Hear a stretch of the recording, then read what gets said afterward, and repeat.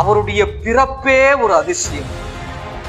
நீங்கள் கவனித்து பார்த்தீர்களே ஆனால் வரலாற்றிலே எத்தனையோ மகாத்மாக்கள் பிறந்திருக்கலாம், எத்தனையோ ஞானவான்கள் உங்களுக்கு பிறந்திருக்கலாம், எத்தனையோ புத்திசாலிகள் இந்த உலகத்தை பிறந்து ஆண்டு தங்களுடைய கரங்களுக்கு கீழாக அடக்கி வைத்திருந்தார்கள்.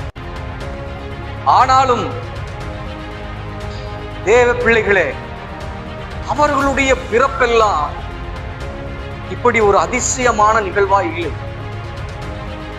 அவர்களுடைய பிறப்பு சாதாரணமான உங்களைப் போலவும் எங்களைப் போலவும். அவர்களுடைய பிறப்பெல்லாம் சாதாரணமாக இருந்தது. ஏதோ ஒரு பர்த்டே செலிப்ரேஷன் மாதிரி இருந்தது.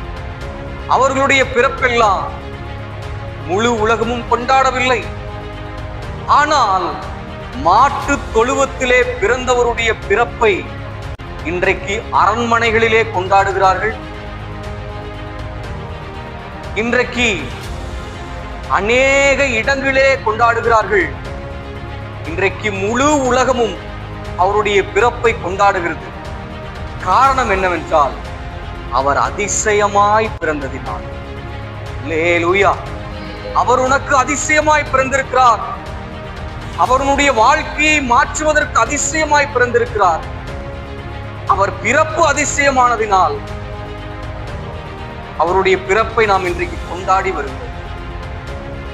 எதனால் அவருடைய பிறப்பு அதிசயம்? ஏன் அவருடைய பிறப்பு அதிசயம்?